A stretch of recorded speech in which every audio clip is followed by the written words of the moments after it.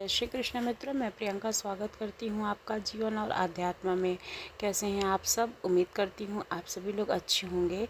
मित्रों, आज मैं एक कहानी लेके आई हूँ जो अंधी माई के नाम से प्रसिद्ध है और देवी माँ की बहुत बड़ी भक्त थी। तो चलिए कहानी को सुनते हैं। दीनदयाल नाम के एक सेठ थे और उनकी पत्नी का नाम था प्रभा। वे दोनों बहुत ही सुख से अपना जीवन व्यतीत करते थे, लेकिन जो प्रभा थी उनकी आंखें नहीं थीं।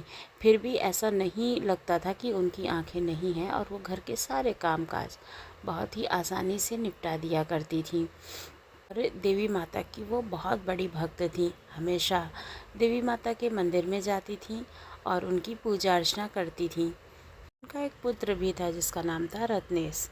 वो रत्नेश को बहुत प्यार करते थे और उसकी हर इच्छा का सम्मान करते थे। जो भी वो बोलता था हर चीज़ उसको ला करके देते थे। दोनों पति पत्नी अपने पुत्र को बहुत प्यार करते थे। लेकिन एक दिन क्या होता है कि सेठ जी की हार्ट अटैक से मृत्यु हो जाती है।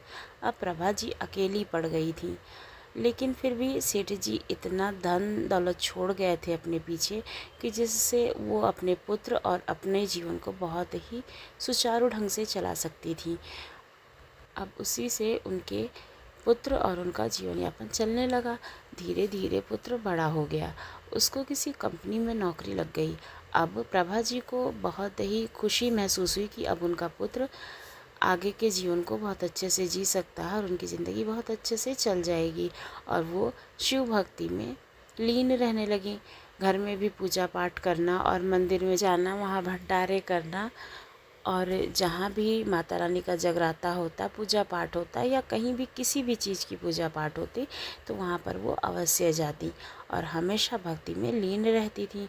लेकिन एक दिन क्या देखती हैं कि जब उनका पुत्र आता है ऑफिस से तो उसको बोलती हैं कि चलो भोजन कर लो, तो वो करने के लिए मना कर देता है और बड़ा उखड़ा उखड़ा सा रहता है, जिससे वो बहुत दुखी होती हैं और पूछती हैं कि आखिर क्या बात है, तुम इतने दुखी क्यों हो?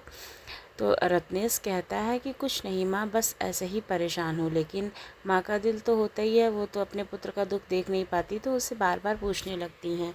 तो फिर वो बताता है कि उसके ऑफिस में एक लड़की है जिसे वो पसंद करता है, वो लेकिन बहुत ही बड़े घर की लड़की है और उसको बहुत ही मतलब थोड़ा घमंडी है। तो यहाँ पर पता नहीं हम लोग के साथ रह पाएगी कि नहीं रह पाएगी। तो फिर माँ तो भाई अपने बच्चे की हर खुशी चाहती है, तो बोलती है कोई बात नहीं, वही क्यों एडजस्ट करेगी, हम लोग भी करेंगे और उसे विवाह कर लो। लेकिन उनको क्या पता था कि वो तो कौन सी आफत अपने घर ला रही हैं, इसको तो वो जान ही नहीं रही थी। फिर उनका विवाह हो गया। अब बहू जो है वो घर आ गई, लेकिन वो बहुत बुरा व्यवहार करती थी उनके साथ। उनको हमेशा बोलती थी कि आपके जीवन में तो अंधेरा है, हम लोगों के जीवन में भी अंधेरा कर दोगी क्या कोई भी चीज़ के लिए, अगर वो बोलती थी तो। अब उसको घर में आके ऑफिस से घर का काम करना भी बिल्कुल अच्छा नहीं लगता था, जबकि शोभा जी काफ़ी उसकी मदद करती थी और घर के काफ़ी काम कर लिया करती थी, लेकिन उसको पसंद नहीं आता था। तो एक दिन वो अपने पति रत्नेश से कहती है कि मुझे क्या ऑफिस के बाद आके घर के भी सारे काम करने पड़ेंगे, मुझसे ये नहीं हो पाएगा। मैंने तो पहले ही कहा था कि मैं घर के कामकाज में हाथ नहीं बटा पाऊँगी। लेकिन रत्नेश कहता है कि कोई बात नहीं, मैं तुम्हारे लिए मेड का इंतज़ाम कर दूंगा। तो फिर वो बोलती है कि ठीक है, लेकिन फिर वो उसकी आंखों में शोभा जी चुभने लगी थी। वो सोचती थी कि जब मेड ही सारा काम कर लेगी तो इनकी क्या ज़रूरत है, इनके ऊपर हम अपना पैसा क्यों वेस्ट करें। वो धीरे धीरे रत्नेश को भड़काने लगी थी और रत्नेश भी अपनी पत्नी को इतना प्यार करता था, उसकी खूबसूरती में इतना उलझा हुआ था कि वो उसकी हर एक बात को मान लेता था। शोभा जी उसको बोलती हैं कि आकर के तुम मेरे पास बैठो, लेकिन वो बोलता है कि मैं आपके पास क्यों बैठूं, आप मेरी पत्नी की ही तो बुराई करोगे ना। और फिर वो वहाँ से चला जाता है। अब शोभा जी को बहुत दुख होता था कि मेरे पास बैठने के लिए कोई भी नहीं है और वो अकेले बहुत परेशान होने लगी थी। एक दिन मंदिर में भंडारा होता है, जिसकी वजह से वो अपनी बहू से पूछती हैं कि जो है रत्नेश कब आएगा। तो उसकी बहू बोलती है कि क्यों, आप उनको क्यों पूछ रही हो माँ जी। तो बताती हैं कि मंदिर में भंडारा है तो उसमें रत्नेश कुछ दान पुण्य कर ले तो अच्छा रहेगा। लेकिन फिर बहू जो है वो कहती है कि मैं आपके ऊपर भी पैसे वेस्ट करूं और आपकी माता रानी के ऊपर भी पैसे वेस्ट करूं, ये मुझसे नहीं हो पाएगा और मैं एक पैसे भी नहीं दूंगी। इसकी वजह से उनको बहुत बुरा लगता है और वो घर छोड़ करके चली जाती हैं और जा करके माता रानी के मंदिर में रहने लगती हैं। वहीं कीर्तन भजन जागरण करती और जो कुछ भी वहाँ से आता उसी को वो खा लेती, जो भी मतलब प्रसाद स्वरूप जो भी उनको दे जाता उसी को वो खा लेती थी। इधर रत्नेश की पत्नी बहुत ही खुश थी कि अब उसके ऊपर किसी भी चीज़ का कोई बोझ नहीं है और रत्नेश ने भी अपनी माँ को ढूंढने की कोशिश नहीं की।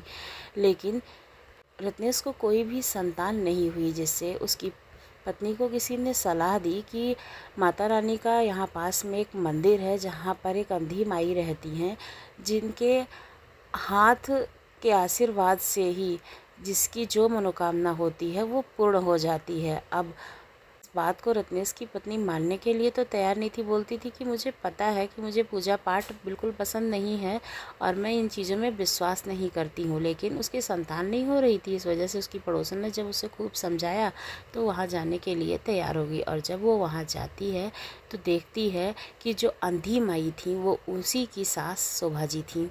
को देख कर वो लोग चौंक जाते हैं और जब भी वो किसी को आशीर्वाद देती थी तो उससे उनका भला हो जाता था। सब लोग उनकी बहुत जय जयकार कर रहे थे।